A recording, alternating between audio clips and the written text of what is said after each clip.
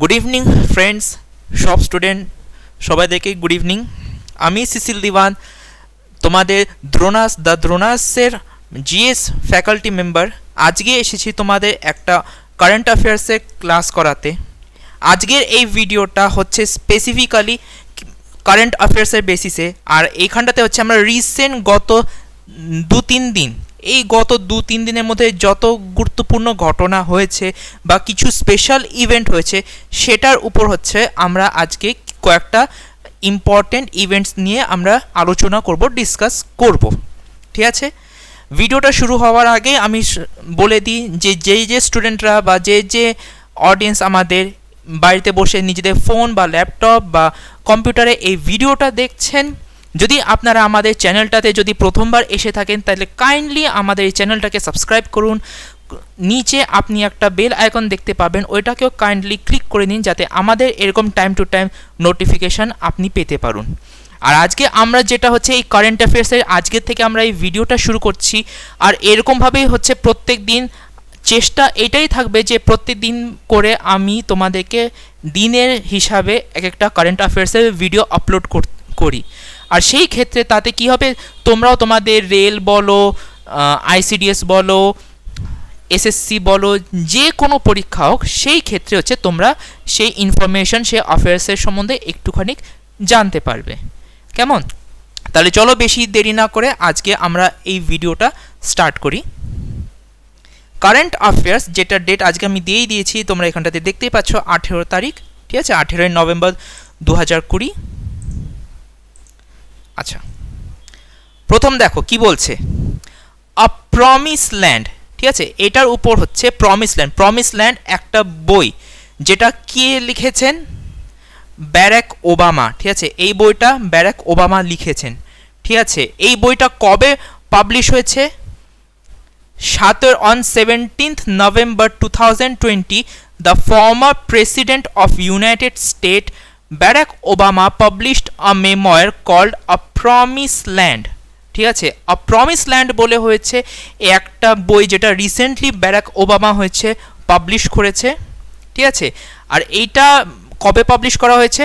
17 November 2020-তে। ঠিক আছে, in its first 2 volumes that Barack Obama had written during his tenure as President of United States, which is between 2009 to 2017. এইটা তিনটে ভাগে ভাগ করা হয়েছে, ভলিউম 1, ভলিউম 2 আর ভলিউম 3। ঠিক আছে, এটা হচ্ছে 3rd নম্বরের ভলিউম। ঠিক আছে, 3rd volume.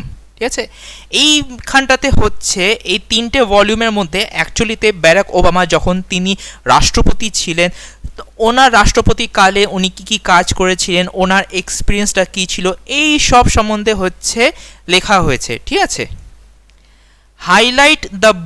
highlights the book conclude with killing of Osama. এই বইয়ের মেজর যে হাইলাইট যে পোর্শনটা সেটা হচ্ছে কি করে ব্যারাক ওবামার, ঠিক আছে, রাষ্ট্রপতি কালে ওসামা বিন লাদেনকে যে মারা হয়েছিল, একটা সার্জিক্যাল স্ট্রাইক করে যে ওসামা বিন লাদেনকে মারা হয়েছিল, সেটা কি করে মারা হয়েছে সেটার উপর হচ্ছে এইখানটাতে লেখা আছে। ঠিক আছে,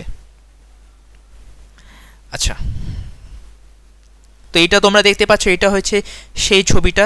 ঠিক আছে, এটাই হচ্ছে সেই বই যেটাতে হচ্ছে ব্যারাক ওবামা নিজের শাসনকালের, নিজের রাষ্ট্রপতি কালের সম্বন্ধে লিখেছে, আর কি করে উনি মানে ওনার রাষ্ট্রপতি কালে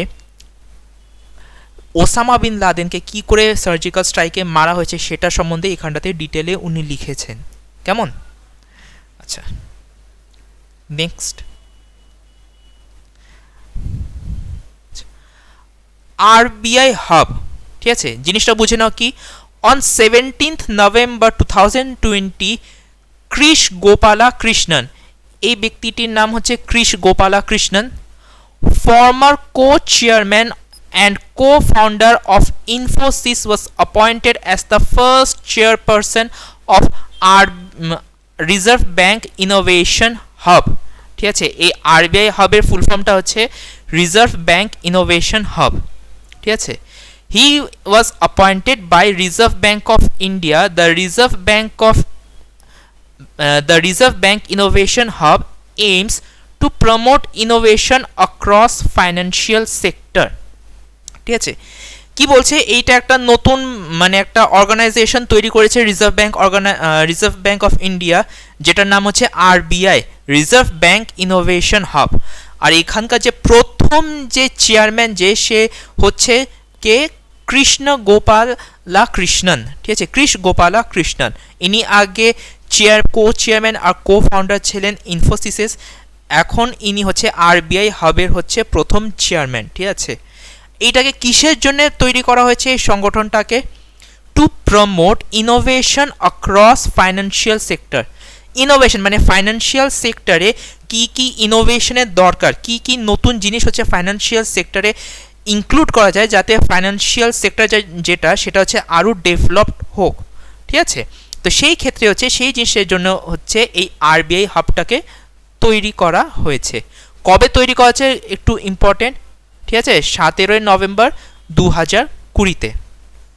ঠিক আছে, next, first solar panel textile mill. ঠিক আছে, এটা সম্বন্ধে দেখে নাও।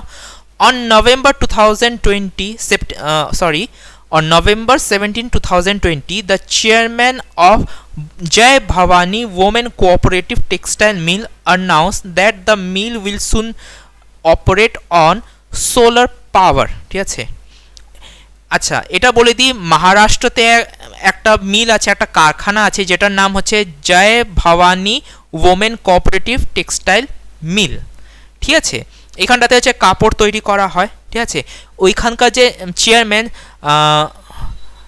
সামপ্রিয়া রাহুল পাটিল। ঠিক আছে, ইনি না, কিন্তু ইনি তো একজন মানে ট্রেডার যে বিক্রি করছে, ছবিটার দিকে যেও না। ঠিক আছে, ছবিটা না, সামপ্রিয়া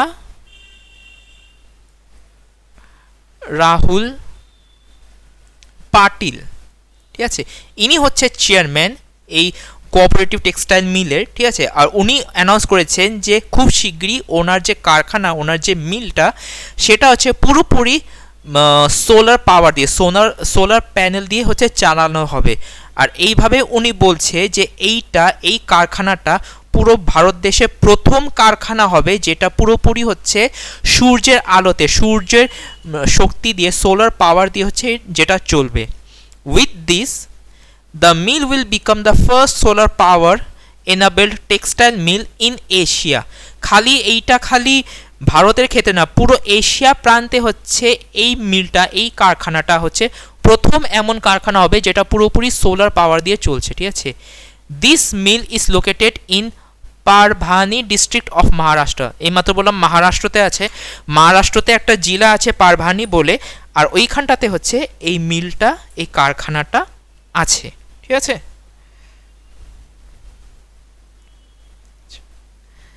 নেক্সট দেখে নাও CRCEP। ঠিক আছে, RCEP অন নভেম্বর 2015। আচ্ছা, RCEPটার ফুল ফর্ম তোমরা এইখানটাতে দেখে নিতে পারো, রিজিওনাল কম্প্রিহেন্সিভ ইকোনমিক পার্টনারশিপ, ছবিতে দেওয়া আছে। ঠিক আছে, রিজিওনাল কম্প্রিহেন্সিভ ইকোনমিক পার্টনারশিপ। ঠিক আছে,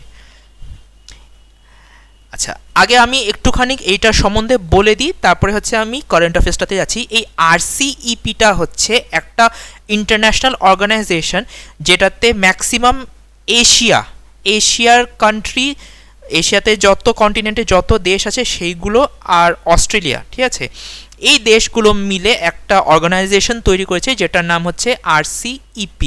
ঠিক আছে, এই RCEP হচ্ছে এর আন্ডারে এই বিভিন্ন দেশগুলো এইখানটাতে কি করে আরও ব্যবসাগুলোকে বাড়ানো যায়, কি করে ইন্টারন্যাশনাল ট্রেডিংগুলোকে বাড়ানো যায়, সেটার উপর হয়ে আলোচনা হয়। ঠিক আছে, এখানটাতে তোমরা লিস্টগুলো দেখতে পাচ্ছ কোন কোন দেশ আছে, Australia, Brunei, Cambodia, China, India, Indonesia, Japan, Korea, Laos, Malaysia, Myanmar, New Zealand, Philippines, Singapore, Thailand and Vietnam. এই কটা দেশ আছে এই RCEP ইয়েতে কি বলে অর্গানাইজেশনটাতে। ঠিক আছে, আচ্ছা এবার দেখে নাও এখানটাতে, on 15th November 2020 China and other 14 Asian countries signed world largest trade pact under RCEP of Asian grouping. এশিয়ানের ফুল ফর্মটাও তোমরা জানো, ঠিক আছে, association of south east Asian nation, ঠিক আছে। সাউথ ইস্ট এশিয়াতে যত দেশ আছে তারা মিলে একটা সংগঠন তৈরি করেছিল যার নাম হচ্ছে এশিয়ান। এই এশিয়ান এইটার সাথেই হচ্ছে অ্যাসোসিয়েট এই RCEP, ঠিক আছে, এটার সাথে এটা অ্যাসোসিয়েট হয়ে আছে, ঠিক আছে। তো এইখানটাতে 15 নভেম্বর 2020 হচ্ছে একটা প্যাক্ট, একটা এগ্রিমেন্ট সাইন করা হলো, যে ক্ষেত্রে এই পুরো ক্ষেত্রটাতে বিশ্বর সব থেকে বড় ট্রেডিং বিজনেস করা হবে, ঠিক আছে। অস্ট্রেলিয়াও আছে এটার সাথে, অস্ট্রেলিয়াও আছে, নিউজিল্যান্ডও আছে, ঠিক আছে, এরা সবাইরা আছে, এদের মধ্যে ট্রেডিং বিজনেস করা হবে, ঠিক আছে।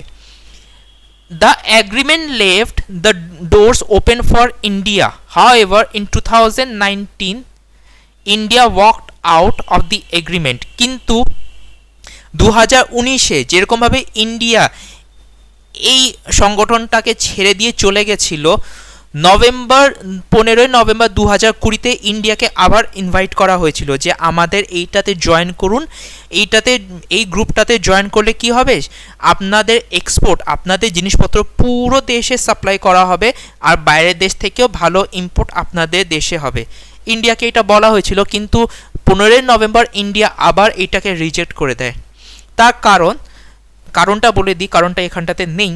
তার কারণ হচ্ছে, বলছে যে যদি ওনারা এইটা সাইন যদি করে নেয়, ইন্ডিয়া যদি এটাকে অ্যাকসেপ্ট করে নেয়, তাহলে ইন্ডিয়াকে নিজের ডোমেস্টিক মার্কেট, ঠিক আছে, নিজের domestic market 95% domestic market foreign প্রোডাক্টের জন্য খুলে দিতে হবে।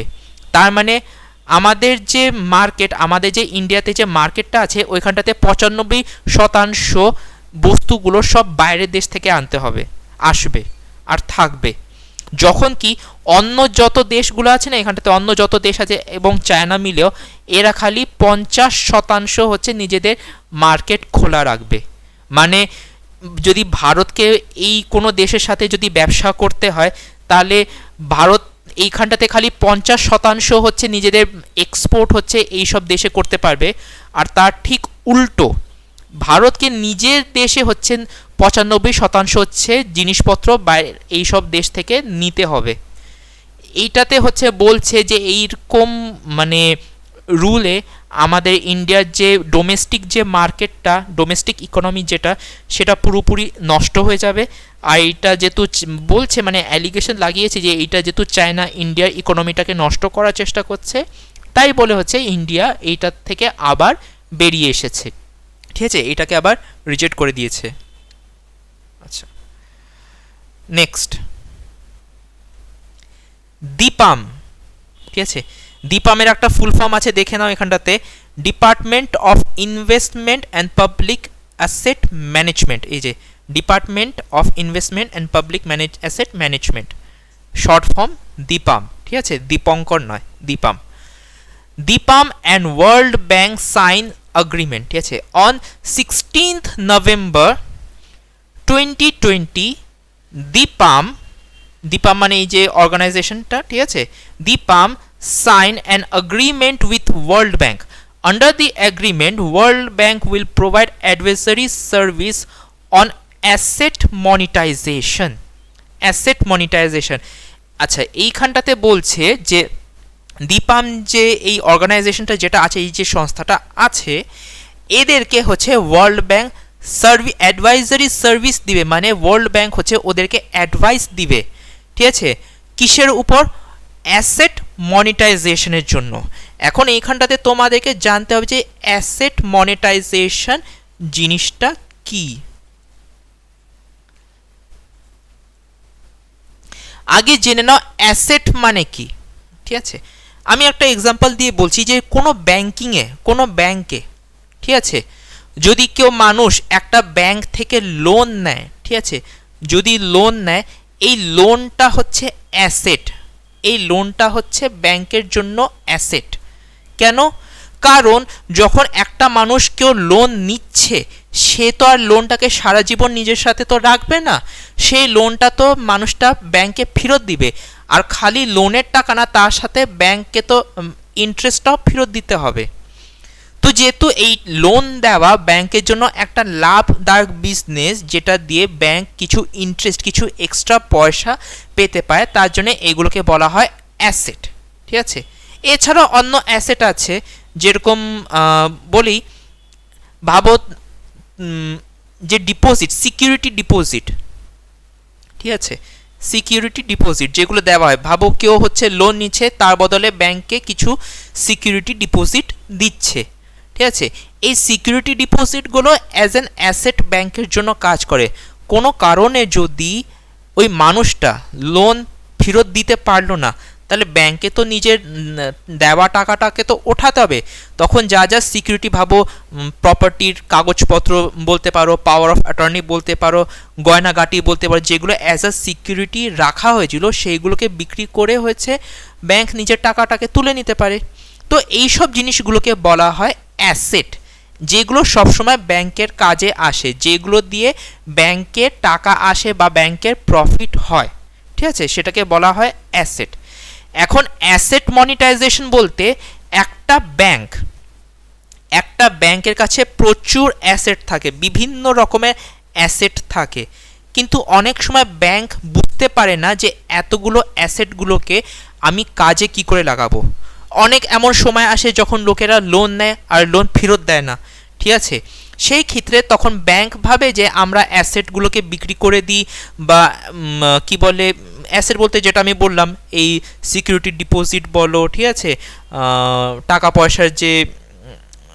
পয়সার বা প্রপার্টি যে কাগজপত্র থাকে এইগুলো, তো ব্যাংক সেগুলো ভালো করে ম্যানেজ করতে পারে না। ব্যাংক ঠিক করে খানিক সময় বুঝতে পারে না যে কোথায় এখন আমি যদি অ্যাসেট, ঠিক আছে, এই যে প্রপার্টি, এই যে পাওয়ার অফ অ্যাটর্নি, এই যে গয়নাগাটি যেগুলো আমি পেয়ে রেখে দিয়েছি, যে টাকাগুলো আমি পেয়ে রেখে দিয়েছি, এই টাকাগুলো এখন আমি কোথায় লাগাই যাতে আমার ব্যাংকের আরও প্রফিট হোক। ঠিক আছে, অনেক সময় এই পরিস্থিতিটা আসে। তখন হচ্ছে ওয়ার্ল্ড ব্যাংক, মানে এই ক্ষেত্রে এর মধ্যে ওয়ার্ল্ড ব্যাংক ইনি বলছে আমরা তোমাদেরকে হেল্প করব, তোমাদের কাছে যত অ্যাসেট আছে, যে অ্যাসেটগুলো আছে, যে জিনিসপত্র তোমাদের কাছে আছে, যেগুলো তোমরা কাজে লাগাতে পারছো না, কিন্তু সেগুলো কাজে লাগালে তোমাদের ভালো টাকা ইনকাম হবে, সেই অ্যাসেটগুলোকে কি করে কাজে লাগাতে হয়, প্লাস কি করে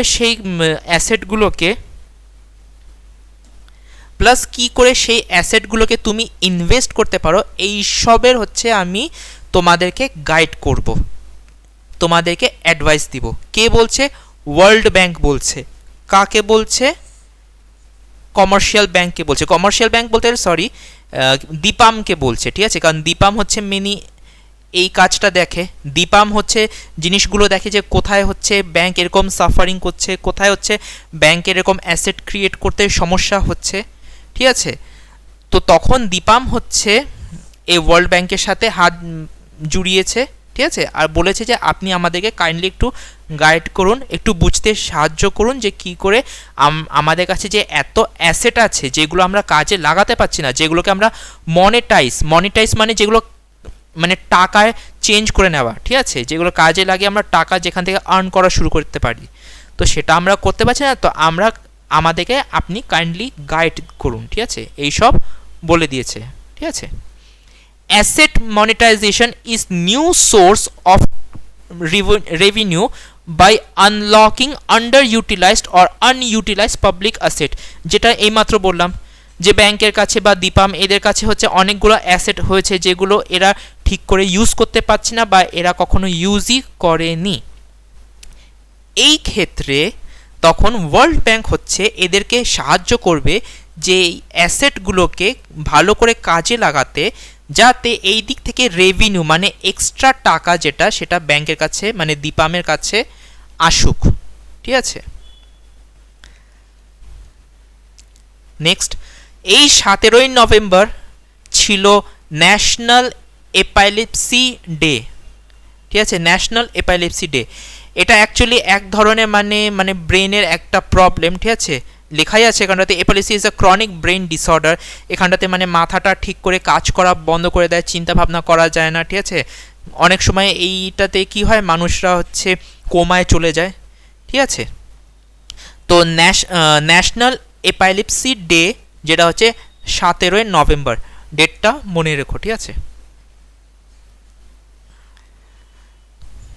next, Nitish Kumar appointed as chief minister of Bihar. দেখো, on November 16, 2020 the president of Janata Dal, ইনি হচ্ছে জনতা দলের প্রেসিডেন্ট, ঠিক আছে, appointed as the chief minister of Bihar for the 4th consecutive term, মানে 4 বার কন্টিনিউয়াসলি হচ্ছে নীতিশ কুমার যে ইনি হচ্ছে বিহারের চিফ মিনিস্টার হলেন, ঠিক আছে। The chief minister was appointed by the governor, governor হয় চিফ মিনিস্টারকে সবসময় গভর্নর অ্যাপয়েন্ট করে। যারা স্টুডেন্টরা যারা তোমরা ইন্ডিয়ান পলিটি পড়েছো সেখানটাতে তোমরা এটা জানো, যেরকম প্রাইম মিনিস্টারকে প্রেসিডেন্ট অ্যাপয়েন্ট করে, চিফ মিনিস্টারকে গভর্নর অ্যাপয়েন্ট করে, ঠিক আছে। Deputy chief minister Tarkishore Prasad and Renu Devi have also been appointed. আচ্ছা, নীতিশ কুমার হচ্ছেন দুজনকে হচ্ছে ডেপুটি সিএম অ্যাপয়েন্ট করেছে। প্রথম হচ্ছে তারকিশোর প্রসাদ, আরেকজন হচ্ছে রেণু দেবী। আচ্ছা, এখানটাতে তোমাদেরকে একটা জিনিস জানতে হবে, রেণু দেবী, ঠিক আছে, ইনি হচ্ছেন বিহারের প্রথম ডেপুটি চিফ মিনিস্টার, ঠিক আছে। দেখে নাও, Renu Devi is the first women deputy chief minister of Bihar, ঠিক আছে। এটা মনে রাখবে, এটা খুবই ইম্পর্টেন্ট।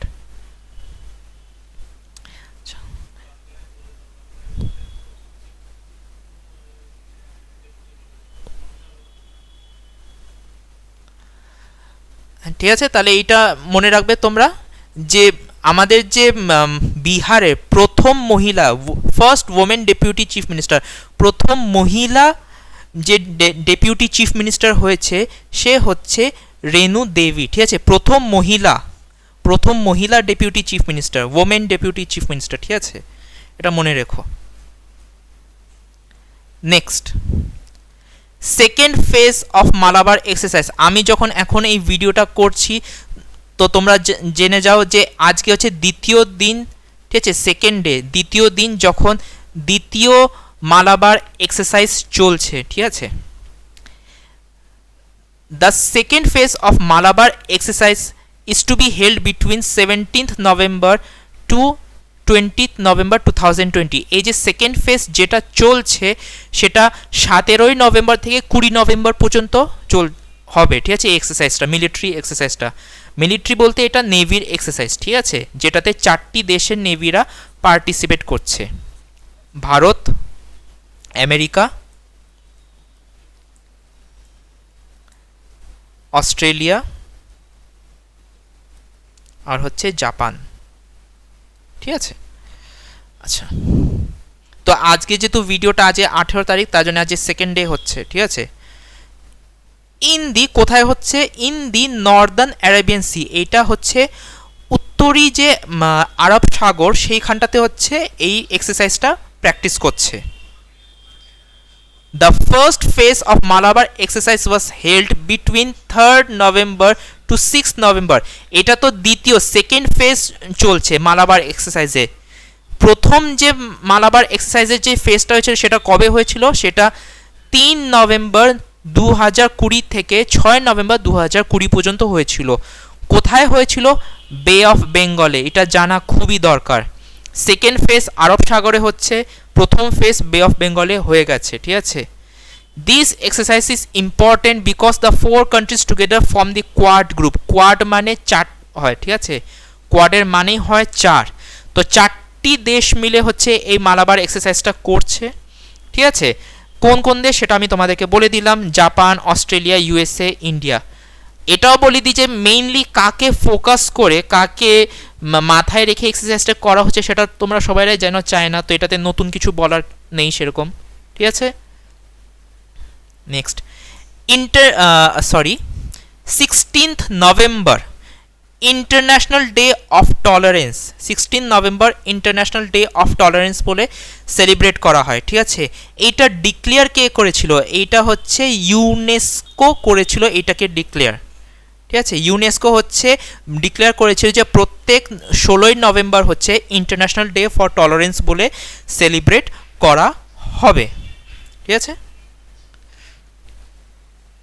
আচ্ছা, one of the most important, PM Modi unveil statue of piece, ঠিক আছে। পিএম মোদি, আমাদের প্রধানমন্ত্রী নরেন্দ্র মোদি, উনি হচ্ছে 16ই নভেম্বর 2020 সালে 16ই নভেম্বর, ঠিক আছে, উনি স্ট্যাচু অফ পিস বলে এই মূর্তিটার উদ্ঘাটন করেন, ঠিক আছে।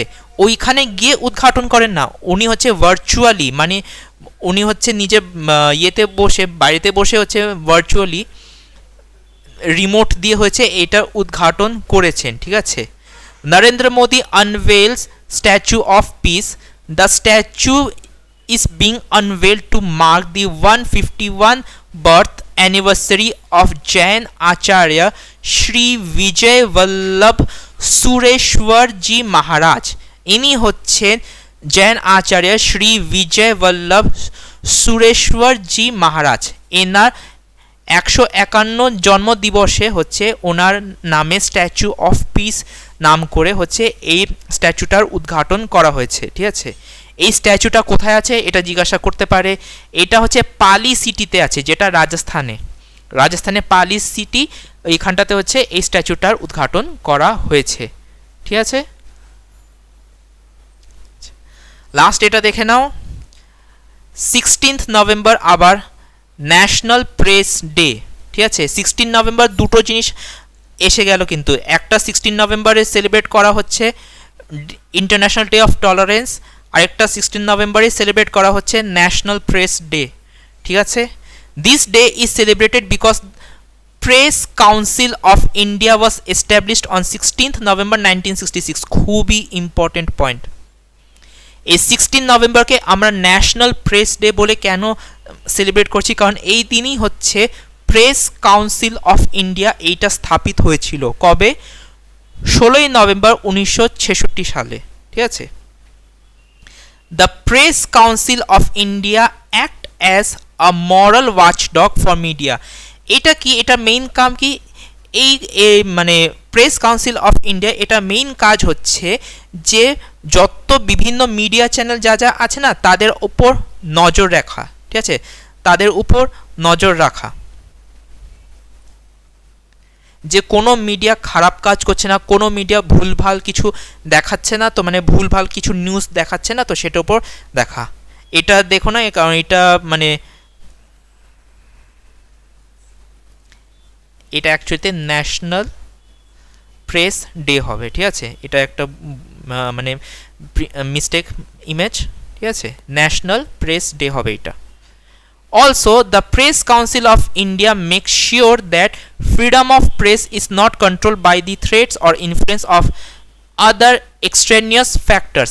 আর এর সাথে এটাও দেখে যে যত মিডিয়া আছে তাদেরকে কেউ কন্ট্রোল করার চেষ্টা না করুক ধমকির দ্বারা বা টাকা পয়সা খাইয়ে, ঠিক আছে, এইভাবে হচ্ছে যেন চেষ্টা না করুক। তো বেসিক্যালি হচ্ছে এই প্রেস কাউন্সিল অফ ইন্ডিয়া এর মেইন কাজই হচ্ছে আমাদের যে মিডিয়া নিউজ চ্যানেল যারা ইন্ডিপেন্ডেন্ট থাকুক, যারা হচ্ছে সরকারের ফেভারে বা সরকারের ইনফ্লুয়েন্সে এসে খবর না দিক, তার ঠিক উল্টা তারা হচ্ছে সাধারণ মানুষের যত সমস্যা আছে সেইগুলো সরকার পর্যন্ত নিয়ে যাক, সঠিক খবর হচ্ছে মানুষদের পর্যন্ত পৌঁছাক, এইটাই হচ্ছে মেইন কাজ। আর এইটা যাতে কন্টিনিউয়াসলি থাকে সেই জিনিসটারই দেখাশোনা এই প্রেস কাউন্সিল অফ ইন্ডিয়া করে, ঠিক আছে।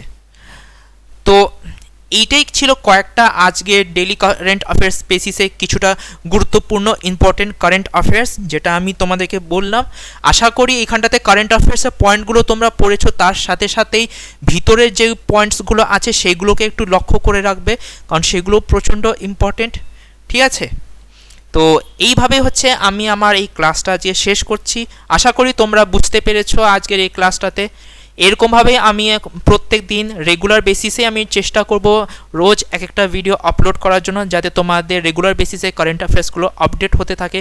যদি তোমরা এই ক্লাসটাকে ভালো লেগে থাকে তাহলে আমাদের চ্যানেলটাকে অবশ্যই সাবস্ক্রাইব করতে ভুলো না, তাহলে তোমরা হচ্ছে রেগুলার বেসিসে নোটিফিকেশন পেতে থাকবে আমাদের এই ক্লাসটার জন্য।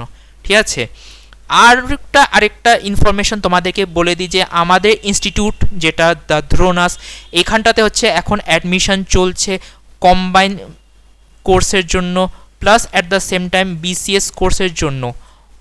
বোথ অনলাইনের জন্যও চলছে আর অফলাইনের জন্যও চলছে। খুবই একটা কম ফিস দিয়ে হচ্ছে, একটা মিনিমাম লেভেলের প্রাইস দিয়ে হচ্ছে আমরা এই ফিসটা করাচ্ছি, আর স্টুডেন্টরাও আসা শুরু হয়ে গেছে, অ্যাডমিশন চলছে। যদি কোনো স্টুডেন্ট আমাদের এই কোর্স জয়েন করতে চাও তাহলে নিচে হচ্ছে আমাদের অ্যাড্রেস প্লাস আমাদের ফোন নাম্বারও দেওয়া থাকবে, তোমরা যোগাযোগ করতে পারো। তোমরা এসেও এখানটাতে আমাদের ইনস্টিটিউটে এসে সরাসরি আমাদের সাথেও যোগাযোগ করতে পারবে। ঠিক আছে, আমরা হচ্ছে তোমাদেরকে এখানটাতে 100% গাইডেন্স দেওয়ার পুরোপুরি চেষ্টা করব। ঠিক আছে, তো এইভাবেই হচ্ছে আমি আজকে এই ক্লাসটাকে শেষ করলাম, এই ভিডিওটাকে শেষ করছি। ঠিক আছে, ভালো থাকো, ভালো করে পড়তে থাকো, সব সময় নিজেদেরকে আপডেট করতে থাকো, আর সব সময় সঙ্গে থাকো দ্য দ্রোনাসের সাথে। Thank you so much.